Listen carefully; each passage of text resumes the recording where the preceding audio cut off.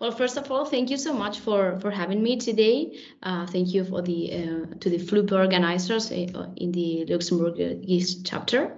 It's a pleasure to be here with all of you. First, my name is Lorena Sánchez, and I will be talking briefly. I will try to be briefly about ethics in design and how it affects manipulation and exclusion. Let me introduce myself a bit, because I think it's very important for you to know what is my approach to this topic. I'm currently a doctoral researcher in the Human-Computer Interaction Research Group in the University of Luxembourg, but my background is in law and politics and also in media governance. Also have some professional experience in the area of cybersecurity and privacy, working mainly with developers. So I think it's very important for you to understand how I understand this topic as well. So these are my socials if you need it. So don't hesitate to contact if you have any questions after this session. Well, why do we care about ethics in design? First, we have to consider that technology is not neutral at all. And in 1980, London winner started to argue about how artifacts have politics. So there are some features in design that can configure these power relationships. All in the same line, GLSP talk about the politics of platforms when it comes to two-sided platforms specifically, because these two-sided platforms are two-sided markets platforms. So design is not neutral, because depending on the market you're approaching, you will have to design for in a different way. For instance, if you are designing for Facebook, you won't have the same approach thinking about the users or thinking about the advertisers in the platform. However, this is very complicated to control, because as Gray and Chivicula argued, there are so many tensions in design and ethics that specifically affect designers. Sometimes designers have to face different challenges, like when ethics are externalized, for instance, when lawyers appear, or when you don't have enough resource, like the company don't have enough resource and you have to design with the resource that you have. I bet that all of you have been there at some point in your life. And sometimes you have business boundaries that got your design decisions. So basically, we have social actors that inform the decisions of design and that can produce externalities that are not always ethically.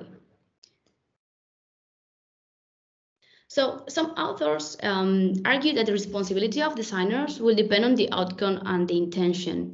However, we see some problems in here.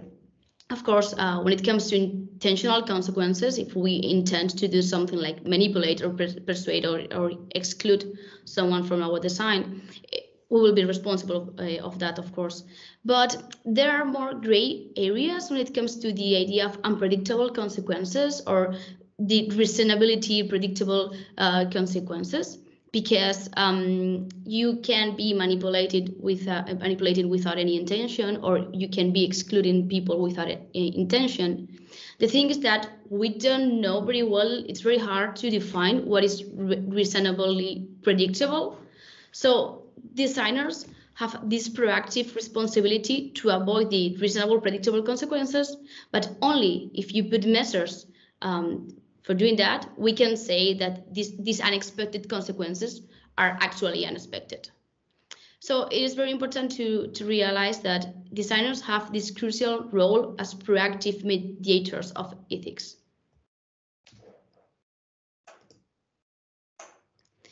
The first thing that we have to bear in mind as mediators of ethics and proactive responsibility is we have to stay vigilant with the manipulation through design. Well, according to Thaler and Sustain, there's a choice architect has a responsibility for organizing the context in which people make decisions. In this case, designers are choice architect when they develop interfaces, for instance. So the different ways they use to create interfaces and the different patterns that they use in the interface will have an impact on users and may influence them. Very briefly, this idea of this design that influence user decisions can be understood in different ways. First, we have coercion, which when we are constraining the options and we only let the user one logical path to make the decision making. We have deception, when we are directly inducing false beliefs. We have persuasion, when we are, through the design, offering reasons to rethink and calculate the decision. But finally, you leave an option to the user to decide. It's more or less transparent. And we talk about manipulation when this idea is hidden. So we have an intention, but we also have an obscure an obscure mechanism to influence decision making. And this is one of the problems that we have nowadays with dark patterns, because there are some people saying that there are design patterns that coerce, steer, or deceive, but it's not very clear what is the limit of those dark patterns. Of course, they are design patterns, but usually you need to face a combination of them. Usually isolated, they are not very influencing, but we are not sure if they are manipulating or they are persuading. And this is a very important thing we're considering in dark patterns. Of course, we don't have any consensus about their impact yet. Another potential unintentional outcome that you have to bear in mind as a designer is the idea of exclusion. Well, in a society that we have goals as a constitutional promise of equal rights, if we put barriers to inequality, it can be problematic. So designing per se implies excluding people when you decide for which is the objective of your design, right? So here's where when Kate Holmes talked about the idea of exclusion cycle. Basically, she describes a methodology of inclusive design that enables and draws on the full range of human diversity. The main point is that there is not a normal people and not one size fits all. Also, people are multifaceted, so you cannot put people in boxes and say, okay, this is the people that I want to approach with my design. People are more complex than that. And one good example of that, there's an interesting branch of literature, is the idea of public toilets and the perception of the design of public toilets. There's a huge debate about which are the needs of people in general when it comes to use public toilets beyond accessibility. We are not talking about accessibility. We are talking about more things that are more complex than that. So what she offers in this exclusion cycle to examine this cycle is first to recognize the exclusion in design. It means that, well, exclusion happens when we use our own biases. We are not the user, so if we are using biases, we can be excluding people. She says that we have to learn from diversity. We have to be more empathetic with the users. And the third step is to solve one and then extend to many. It means that, okay, you can think about one person to approach your design, but then when you resolve that problem for that person, you have to extend to the rest. And in general, what can we do to avoid this kind of intentional or unintentional consequences? How can we apply ethics in a more practical way? Different theories have been thinking about that. We have so many branches of literature about it, but it's still kind of scattered. Some of them, like Alessandro Mantelero, talk about the idea of making human rights impact assessment before any project that you have to conduct. This is an interesting idea because it comes from the field of data protection and also artificial intelligence, but I think it's super applicable here when it comes to design. Like if we evaluate which is the impact of human rights before conducting our design, we will be proactive, responsible of what we are designing. Another approach is the design justice framework. I think this is a very interesting one because basically focuses on the normally marginalized by design people, you know, and the idea is trying to to rethink the matrix of exclusion and applied to the design. Traditionally, we have the trend of the value-sensitive design, so as a method to be more empathetic or more inclusive in our design. That the idea is that it accounts for human values in a comprehensive manner through the design. The thing is that this approach has problems to put it in practice because we are not very sure about what values are these values that can be included in here. We don't know if all of them are valid or not. So it's very abstract yet. Some others try to fill this gap with the value-sensitive design and went beyond with the idea of the capability design approach. This capability design approach aims to complete those values that are lacking in the value-sensitive design model. It is built on the idea of Nussbaum and Amartya Sen theories, and basically, they conduct this capability framework that is a theory of justice basically, but designers now are applying this theory of justice into design approach. So basically, this approach explains that the people need to be equal. So to be equal, they need to be able to fulfill a series of capabilities in their life. So and it's being used a lot when it comes to design for healthcare environments. Here, for instance, I'm not talking about all of them. We have some capabilities that are described by this framework. And the idea here is that when you have an interface, for instance, as a designer, you need to be able to allow these capabilities into your design features. The last framework that I would like to show is the idea of data feminism principles. This is another framework that comes from artificial intelligence critical approaches, but I think it's super applicable in here as well. These are the principles that Ignacio and Klein talk about, like examine power, challenge power. When you are thinking about a design, you need to rethink who are you facing with your design.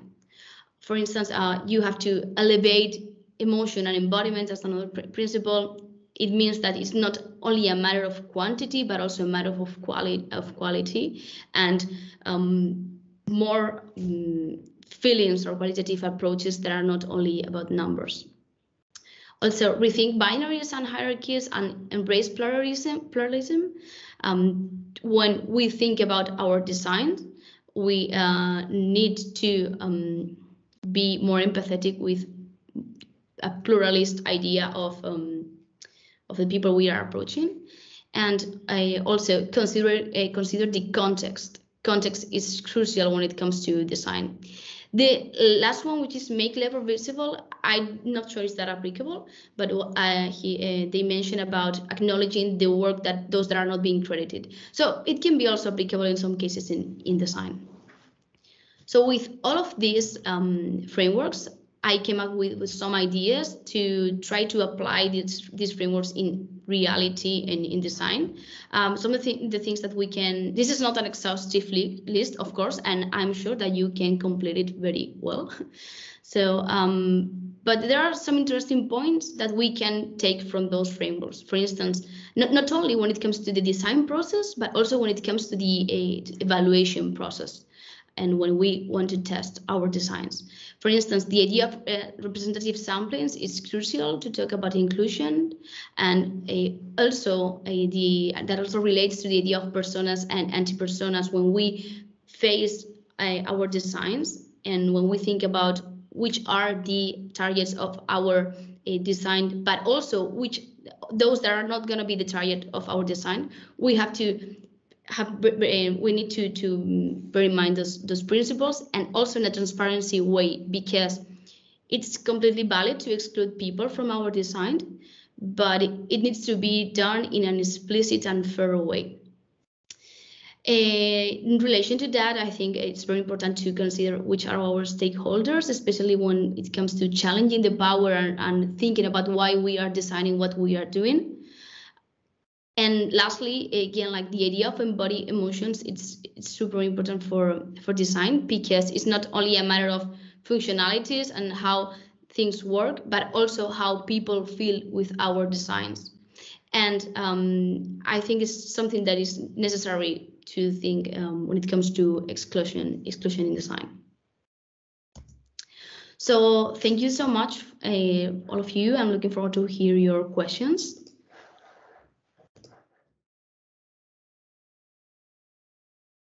Yes, so hello everyone. A little bit surprising, the topic I picked, because talking about UX and ethics, I actually decided to speak about sustainable digital design, which is maybe not something that comes into our mind immediately when you think about ethics. But then when you think of it, actually climate change is robbing, next slide, people, their homes and livelihood.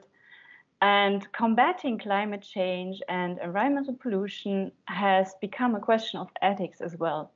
So I think there's not only place for politics, science, and engineering in the endeavor to build a more sustainable and fairer world, but there's also a lot of space for the digital domain to address climate change and promote environmental protection. So for example, digital technologies can make our production processes more resource efficient and more accessible. Just an example, think of 3D printing. They can also speed up the adoption of renewable energies via smart and centralized energy networks, etc. And very tangible, they allow us to meet and work remotely. So like for this event, none of us had the need to commute. We could just sit in front of our screen, and we didn't blow any CO2 in the air by using our cars to joining a conference. For the UX practitioners in particular, there are a lot of possibilities actually to contribute. Just open your app store and see the abundance of digital platforms and apps that are already there and that help promote more environmentally friendly behavior. Just some examples. Think of sites and apps that help sharing tips on a more sustainable behavior. La famille zéro déchet. Think of apps for sharing resources, for example, car sharing, BlaBlaCar, Zipcar. Apps that simplify our access to more environmentally friendly options.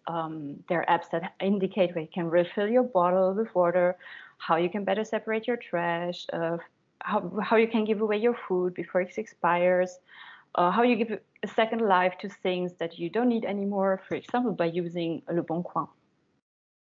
So just like those mentioned, there are many ways how apps, if they have a good UX, can possibly positively contribute to preserving our planet, and we should all help to continue to develop these. However, we should also maybe step a little bit back and ask ourselves, is what we're actually designing also accelerating global warming? Because it's not a secret, data consumes energy. So every single search query that you do, every streamed song and video that you watch or listen to, every message you send adds up to an ever-increasing global demand of electricity and hence to rising CO2 emissions. Just to give you some numbers, we are currently over 4 billion people using the internet worldwide, and there are more than 1 million that come online for the first time every day. That's huge. A non-profit organization called the Shift Project also found that the share of global CO2 emissions from digital technology use increased between 2013 to 2018 from 2.5% to 3.7%. That's quite a quick increase. And they actually assume that it will make up 14% by 2040. So it's time to act, because already our digital technologies have a bigger impact on global warming than the aviation industry. I would also like to note that it's actually very difficult to calculate these numbers. So you will also always find some contradicting arguments, and everybody picks the arguments that fit better to their narrative. However, I think it's undisputable that our digital world has a huge energy appetite, and this appetite is constantly growing, especially if you also include production and disposal of digital devices and not only the use. But let's stay at the use side for now and have a closer look at what causes the digital carbon footprint. So you already see an icon, and actually it's supposed to present video streaming. Yes, video streaming is the main culprit. According also to the Shift project, 80% of all data that flows through the internet is in form of moving images. So that's the same amount of CO2 emitted as by the country of Spain. Lorena. The second culprit is music streaming.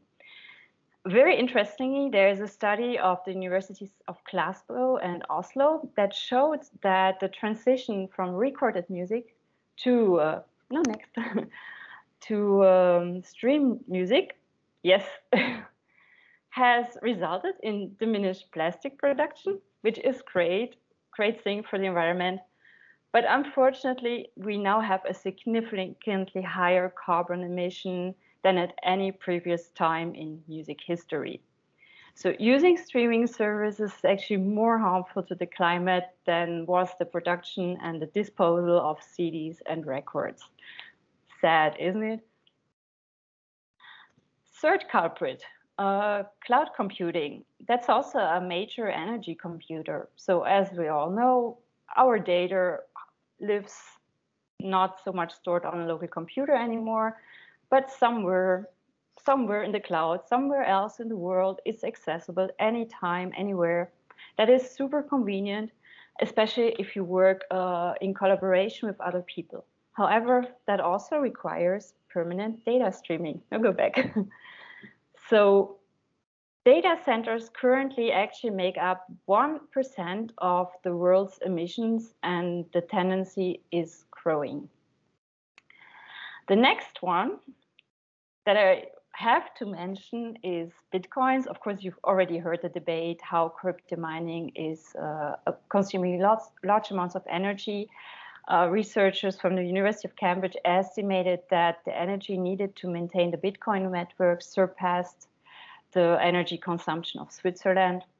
A little bit scary. And when we go to the next point, Bitcoins are actually based on a technology that's called blockchain. And blockchains by themselves drive some of the most advanced green solutions that we see in today's world. So they make it possible to have microgrids that allow residents to trade environmentally friendly energy, for example. And blockchains are today also our go-to technology when we seek to make our systems more secure. However, as proven with the Bitcoins, they are very energy intensive. And there are many that question whether blockchain technology and sustainability can ever truly go together. So maybe at one point we also have to choose between safe or sustainable. Last but not least, let me mention IoT. Its technology spread in our more and more smart homes. They come with the promise of energy efficiency while at the same time consuming lots of energy somewhere else in the world. To give you one example, researchers from India have shown that to simply turn on your smart light bulb in the room that you're in, a query still has to go to a server that is most likely situated in the United States. And then that one sends a signal back to your home that turns on your light. Apart from being a security risk, isn't that a waste of energy? So what can we as UX practitioners do to mitigate the climate impact of our designs, knowing all this? Well, of course, first, I already mentioned at the beginning that we can contribute by inventing and designing new eco apps that help people adopt a more environmentally friendly behavior. Furthermore, next, I also think there are things we can do in our own design practice. So some ideas, I don't have the super great ideas yet, but Let me share some. Maybe we can rely a little less on web applications and do more locally. Maybe we should also think twice before we download these fancy images and movie clips in the highest available resolution for our nice presentations. We should also always think of compressing our presentations and resources before we share them. And I, for my part, should clean my cloud drives from the many, many outdated versions of my designs. If you're in web design, there are many, many things you can do that might reduce the impact of your design. And to encourage a reflection, let me just share the anecdote of web developer Danny van Koten. So this guy is the inventor of a MailChimp WordS plugin, and he sat down for 2 hours and tried to slim down his code. He managed to reduce the data sent per query by 20 kilobytes. That's nothing. However, his plugin is so widely used that actually it adds up to a reduced monthly CO2 emission that's equivalent to flying from New York to Amsterdam, forth and back 85 times per month. That's quite a lot, actually. And that should also encourage us to take little steps in our work, in our web designs, because they might actually have a much bigger impact than we think. And lastly, final slide, apart from how we design, there's also space for designing interventions that help our users reduce their digital footprint. So we should think about the defaults that we propose our consumers. Does it always have to be HD? Does the data have to synchronize permanently?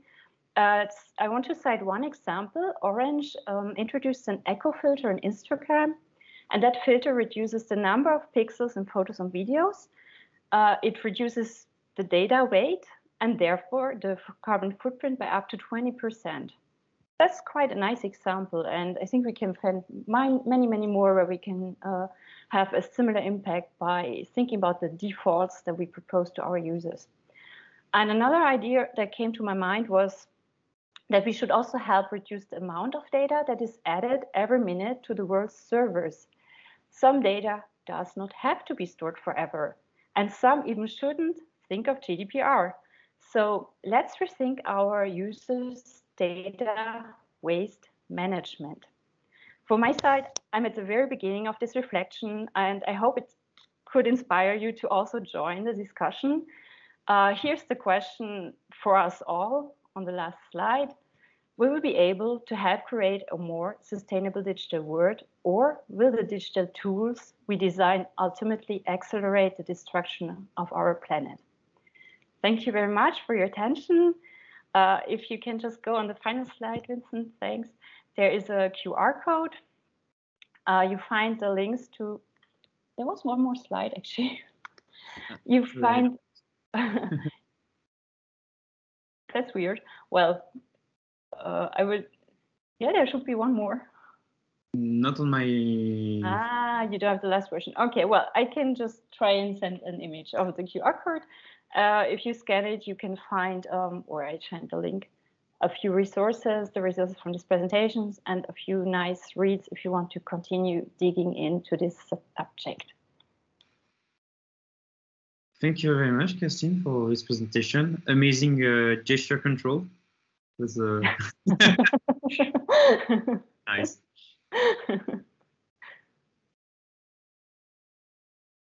Okay. So now, thank you to Lorena. Oh, sorry, PowerPoint Live. It is. Yeah, I don't know what happened. Oh, sorry.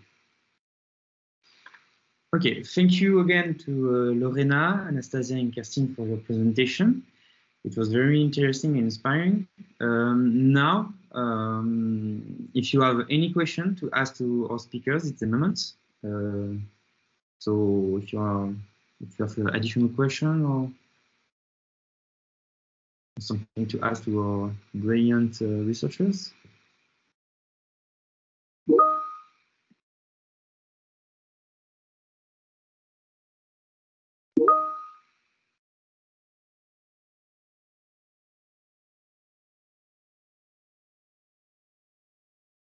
So Kerstin shared resources into the chat about. Can you describe it?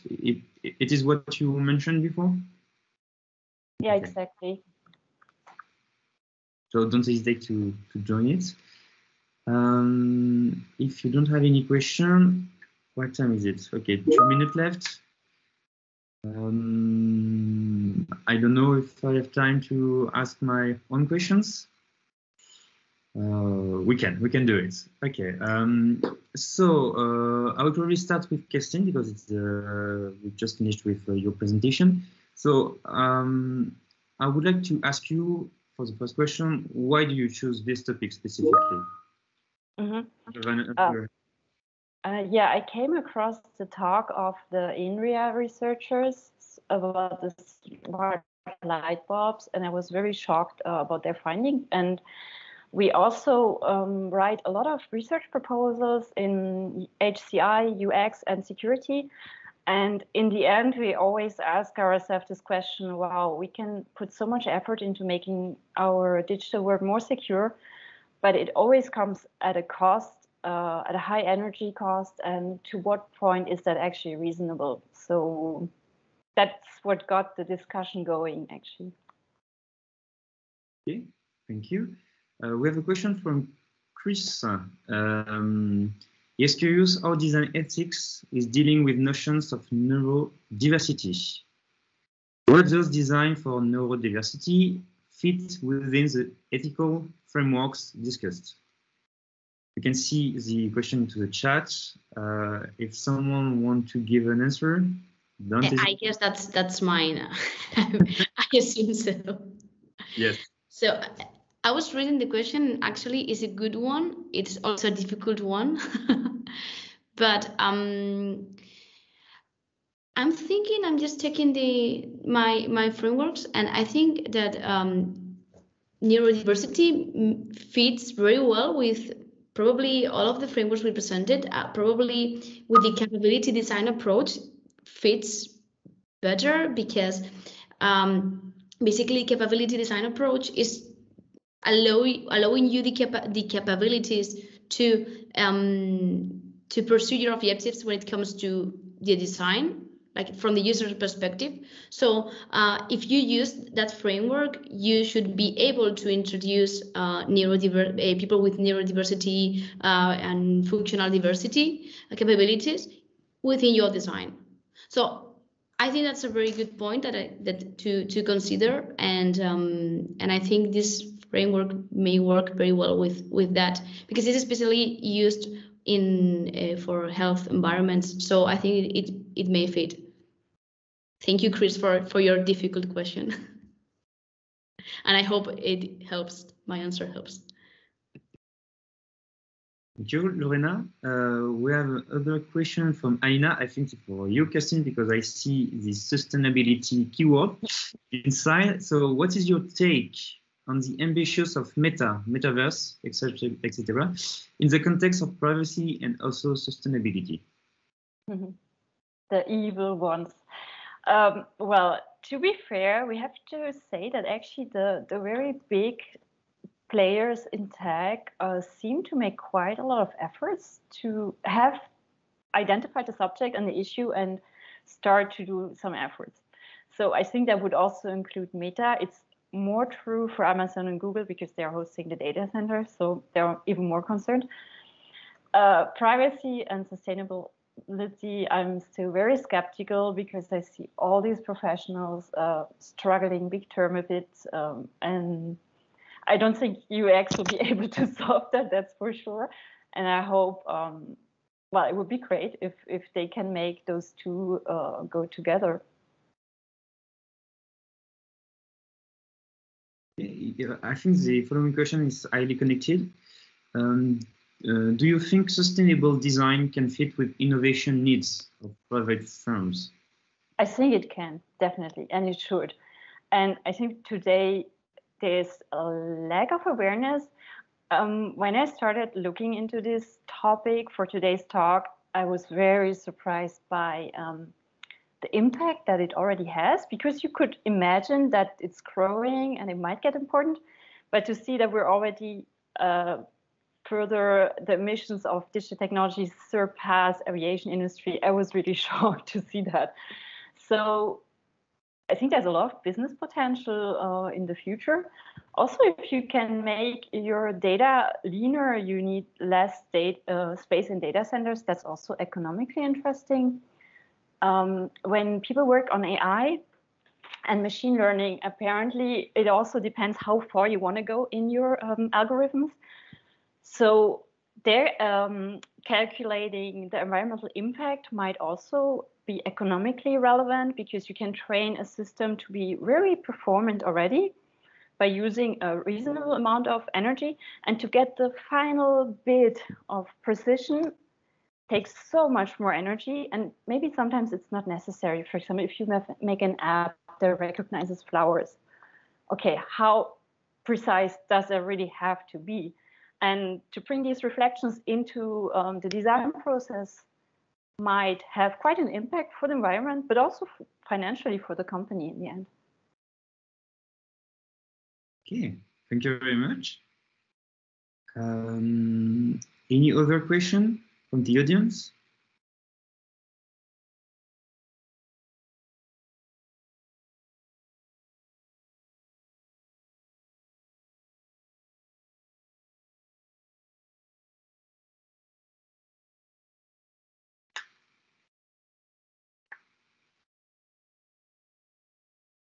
I see someone typing something.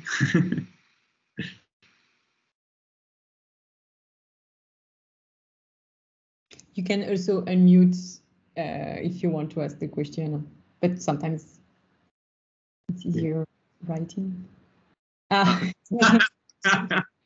Okay, probably we can finish with one last question. I have my own question to ask to Anastasia, because I'm interested for the answer. You presented the dark patterns topic. It's a topic it became very famous now, more or less. And I have this question: as users, what can I do to be less subject to these dark patterns? How can I reduce their impact in me? I know it's not an easy question, but I'm interested to have your point of view. Wow.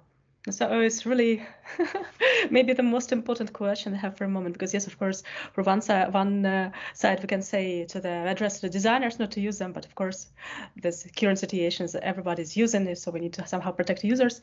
I think maybe the most important thing for us for a moment just to share the information about these techniques that actually exist, because if users know what it could be a case, it's really raise awareness and well, create a more auspicious way to proceed through these elements of design. But in general, I think it's also a matter of personal reflections. So if you see something always make you more nervous than it should be, for example, in my case, yes, why I'm always feel pressured and I'm going to book something, yes, maybe I need to think about it, why it's work on me this way, and not to take a fast decision and address your mind towards slow decisions in the context, which actually create a pressure on you. So I think this is both two sides from side. One side is actually informing users, and the second side for every user should reflect more about situation to make more, conscious way of proceeding towards certain web applications. Thank you very much, Anastasia, for this clear answer. So the time is out. So thank you again for your presentation. It was very interesting for myself. I learned a lot. So don't hesitate to contact Anastasia, Lorena, or Kerstin if you have additional questions. You can find them on the University of Luxembourg website or on the social media. So don't hesitate. And see you soon for another event from Flupa Luxembourg, or for any Flupa events. And see you soon. Thank you again. Thank you very much. Thank you. Bye. Thank you.